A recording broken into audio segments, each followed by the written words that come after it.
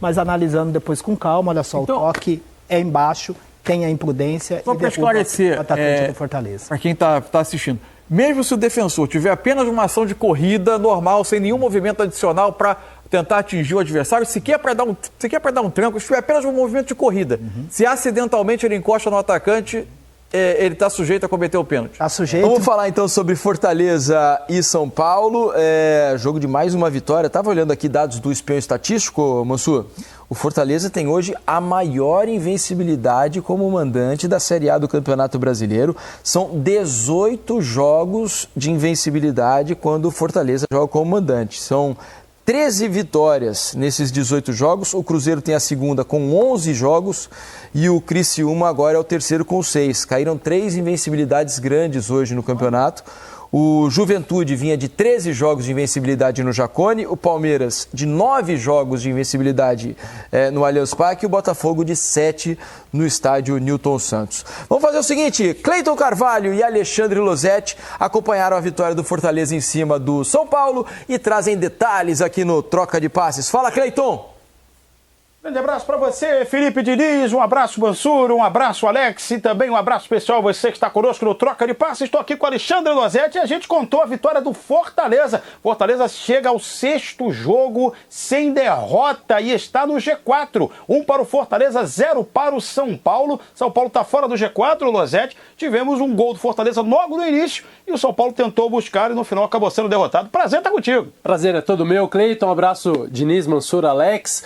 Para mim, uma vitória que mostra a diferença de característica dos dois elencos. O Fortaleza e o São Paulo optaram por preservar alguns jogadores. O Fortaleza conseguiu manter as suas características, com o Marinho no lugar do Pikachu, ele e o Breno Lopes puxando um contra-ataque logo no início do jogo e originando o pênalti em que o Renato Kaiser fez o gol da vitória. Sem o Pochettino, o Hércules foi um pouquinho adiantado, mas o Fortaleza, taticamente, estruturalmente, continuou como costuma jogar. O São Paulo tirou o Lucas porque estava suspenso, o Ferreira foi preservado e no lugar desses dois jogadores entraram o Wellington Rato e Rodrigo Nestor, titulares no título da Copa do Brasil no ano passado, mas bem diferentes desses. O Juan também entrou no lugar do Luciano por opção do Vojvoda. E o São Paulo até fez um bom jogo depois de sair atrás, usando muito apoios do Caleri, mas atacando mais compacto por causa da característica dos jogadores que estavam em campo, de mais toque, de mais posse de bola, usando muito o Rato abrindo o corredor para o Igor Vinícius passar, mas houve atuações individualmente abaixo, inclusive do próprio Igor Vinícius, do Caleri. São jogadores que não conseguiram repetir o que costumam fazer e por isso, apesar do São Paulo ter dominado a posse de bola e ter finalizado bem no primeiro tempo, não empatou. No segundo, de novo vem as substituições e o Fortaleza mantém as suas características, com o Moisés no lugar do Breno Lopes, com o Pikachu no lugar do Marinho. Os dois proporcionam outro contra-ataque que terminam num gol anulado do Fortaleza porque a bola bate no cotovelo do Moisés. O São Paulo, quando coloca os seus titulares, muda muito a forma de jogar e acho que piorou, porque ficou muito espaçado, perdeu as associações que estavam dando certo no jogo. A gente vê que o Hércules acertou a trave, logo depois o Luiz Gustavo, num dos lances mais bonitos do jogo, um chutaço, também acertou a trave. Enfim, poderíamos ter tido mais gols, mas acho que as mudanças mudaram muito mais o São Paulo, tanto aquelas iniciais como as que aconteceram durante o jogo, e o Vojvoda, com um elenco mais homogêneo em características, conseguiu manter o seu jeito de jogar.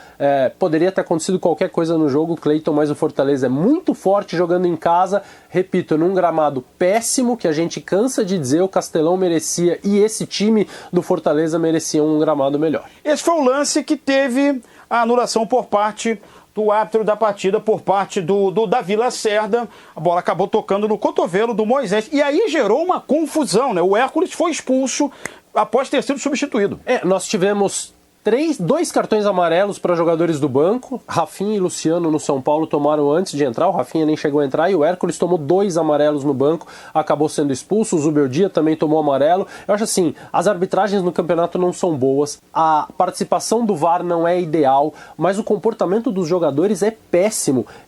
Cada reclamação dá a sensação de que eles estão sendo roubados, e isso não acontece. Assim, então, é preciso ter um pouco mais de disciplina, repensar o comportamento comportamento de todo mundo, que não adianta apontar o dedo pro VAR, pro árbitro e se comportar da maneira lamentável como os dois times fazem, aliás, como todos os times fazem e esses dois fizeram em alguns momentos. Pois aí, com esse resultado, Diniz, Mansur, Alex e amigos, o Fortaleza fica na 4ª posição e o São Paulo fica em 6º lugar. Grande abraço, volto com vocês, boa sequência.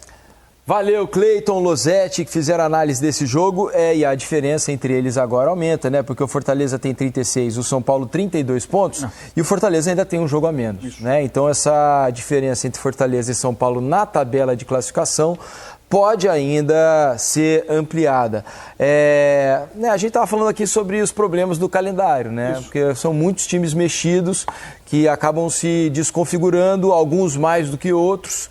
E claramente o caso do São Paulo hoje, né, Mansur? Pede muito sem o Lucas, o Luciano no banco. E aí tem uma questão, que a análise é um pouco diferente, por exemplo, de quem está brigando ponto a ponto no topo da tabela.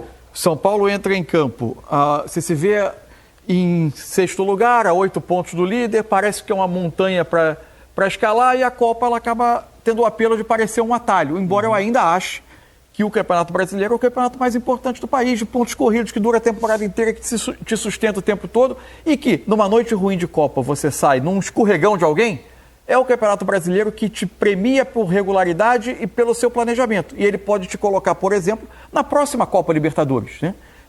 Se você pode sair dela em 5 minutos, sim, você volta a ela com um trabalho estruturado e muito mais planejado e com muito mais controle do que o ambiente das Copas. Agora, com tudo isso, com jogadores poupados, preservados à parte, o fato é que é um daqueles jogos que podia pender para qualquer lado, né? O São Paulo pode não ter sido a melhor das exibições do São Paulo, o jogo fica muito condicionado quando o Fortaleza faz o gol muito cedo. E depois a gente vai discutir, eu acho que a questão do pênalti, né? Esse já está prontinho ali para entrar, já está aquecendo. Eu acho que o jogo fica condicionado para a melhor faceta desse Fortaleza dessa temporada, que é o contragolpe, se defender um pouco mais atrás e ele machuca muito o adversário. É muito bom fazer nesse tipo de transição e é muito organizado, porque é um trabalho muito sólido. Ainda assim, o São Paulo, diante desse tipo de jogo, teve as suas oportunidades e podia até ter trazido pelo menos um ponto. E aí, Alex, o que dizer desse São Paulo que continua alternando bastante no campeonato, né? Faz boas e más atuações e não consegue ser tão regular. Aliás, poucos são, né? Na verdade, mas o São Paulo tem sofrido com isso.